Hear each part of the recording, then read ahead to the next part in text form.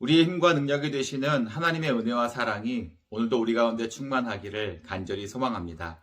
오늘 본문 말씀은 욥기 22장 21절부터 30절까지입니다.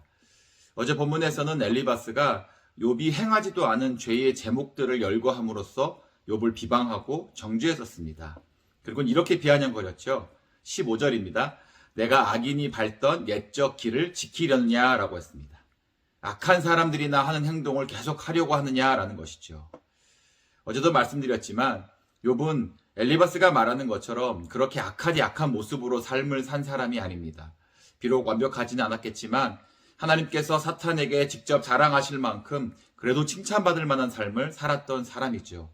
그런 욥을 엘리바스는 천하에 매정하고 나쁜 놈으로 단정해버렸다는 겁니다.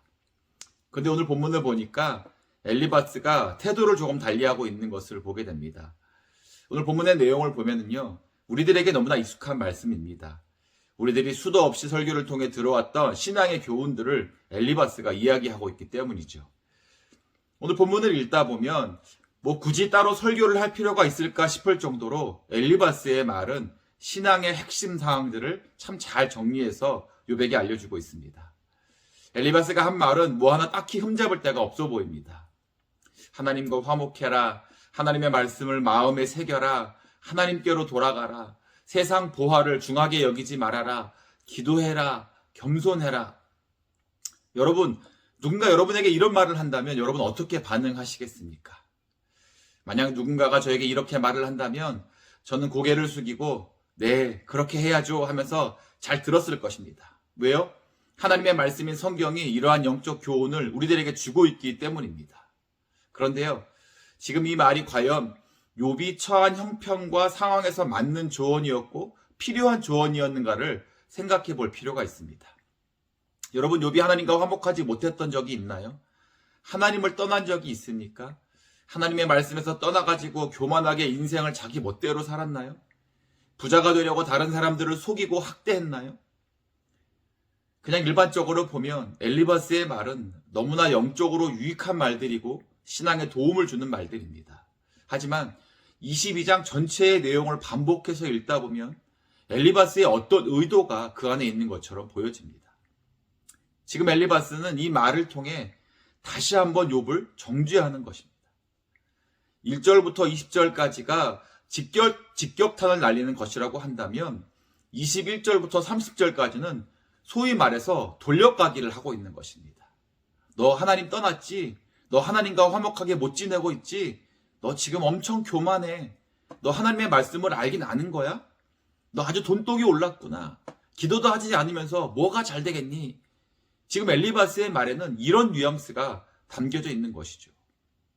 너무나 좋은 말들이, 너무나 귀한 성경의 교훈들이 누군가의 손에 들리니까 사람을 공격하고 정죄하는 데 쓰이고 있는 것을 우리가 지금 보고 있는 것입니다. 이 좋은 하나님의 말씀들을 사람을 세우고 바른 길로 돌아오게 하는 데 쓰지 않고 엉뚱한 목적으로 사용하더라는 것이죠. 그럼 무엇이 문제일까요? 엘리바스가 말한 내용이 참말이 아니기 때문입니까? 그 말씀이 진리가 아니었기에 문제가 되는 것일까요? 아니죠. 진리의 말씀에 담긴 하나님의 의도를 정확히 모르고 그 진리를 전하고 외치고 가르치는 사람의 의도가 잘못되었기에 문제가 되는 것입니다. 흔히들 사용하는 예처럼 요리사의 손에 들린 칼은 멋진 요리를 만들어내는 훌륭한 도구가 되지만 그릇된 의도를 가진 사람에게 칼이 들려질 때는 그 칼이 누군가를 해치는 도구로 전락해버리는 것이죠. 똑같은 도구이지만 그 결과가 너무나 달라지는 것입니다. 진리도 마찬가지입니다. 하나님의 말씀의 진리는 그 말씀을 듣고 믿음으로 하나님과 화목하게 되어서 영생을 누리게 하는데 그 목적과 의도가 있습니다.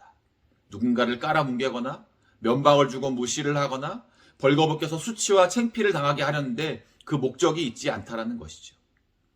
그럼에도 불구하고 어떤 사람들은 오늘 본문의 엘리바스처럼 그 말씀을 하신 분의 의도는 무시한 채 그 말들을 가지고 다른 사람들의 수치를 드러내어 망신을 당하게 하고 오히려 스스로를 드러내려 하는데 진리를 사용하는 것을 우리가 보게 됩니다. 말에는 독이 담길 수도 있고 말에는 생명이 담길 수도 있습니다. 누가 말을 하냐에 따라서 그 사람이 어떤 의도로 말을 하냐에 따라서 똑같은 말이 다른 결과를 가져올 수 있습니다. 믿음의 사람들에게 있어서 정말 중요한 것은 하나님의 진리에 담긴 하나님의 마음, 하나님의 의도를 잘 알아야 한다는 것이죠. 그리고 그 하나님의 진리는 그것이 우리의 말이 아니기 때문에 그 말씀하신 분의 의도와 의미를 잘 전달하는 것이 너무나 중요합니다. 오늘 본문에서 엘리바스는 이걸 놓치고 있다는 거죠. 그리고 오늘 본문에서 또 엘리바스가 진리를 잘못 사용하고 있는 것을 보게 됩니다. 21절을 볼까요? 21절은 너는 하나님과 화목하고 평안하라. 그리하면 복이 내게 임하리라고 했습니다. 이 말씀의 의도는 복을 받기 위해 하나님과 화목하고 평안하라는 것입니다. 그러니까 이런 거죠. 너 예전처럼 많은 재산 가지고 많은 종들을 부리면서 살고 싶지? 그러면 하나님과 화목해야 돼 라고 하는 것입니다. 뭔가 잘못되었음이 느껴지십니까? 그 이후의 말씀들도 같은 맥락이죠. 하나님의 말씀을 잘 듣고 하나님께로 돌아가고 재물의 욕심을 버리고 기도하면 뭐라고 말씀하냐면 28절이죠. 내가 무엇을 결정하면 이루어질 것이요 내 길에 빛이 비치리라 하고 했습니다. 쉬운 번역 성경을 보니까 이 구절을 이렇게 번역하고 있습니다. 그러면 자네가 무슨 일을 하든지 형통하고 자네가 가는 길에 빛이 환히 비춰질 걸세 라고 했죠. 형통이라는 단어, 우리가 얼마나 좋아하고 또 기도 가운데 자주 사용하는 단어입니까? 이런 말을 들으면 얼마나 도전이 되고 위로가 되는지 모릅니다. 그런데 여기에 함정이 있습니다. 예전과 같은 부귀영화를 누리기 위해 하나님의 말씀과 기도와 겸손을 수단처럼 이용하라는 것이죠. 여러분, 복이 무엇입니까? 요즘과 같은 시대에 내가 사놓은 주식, 내가 사는 비트코인이 값이 막 올라가는 것이 복일까요? 아니면 집값이 막 올라가고 렌트비가 상승하니까 집 한 채 장만하는 게 복일까요? 그것도 아니면 팬데믹 시대에도 흔들리지 않는 직장이 있고 사업장이 있는 게 복일까요? 네, 이러한 모든 것들은 우리가 이 땅에 살아감에 있어서 누릴 수 있는 좋은 복입니다. 그러나 하나님이 말씀하신 복의 본질은 아니죠. 엘리바스는 하나님과 화목하고 하나님의 말씀을 마음에 두고 하나님께로 돌아가고 기도하는 것, 이러한 모든 것들을 우리가 이 땅에서 복을 누리기 위해, 부귀영화를 누리기 위해 필요한 좋은 방법처럼 이야기합니다.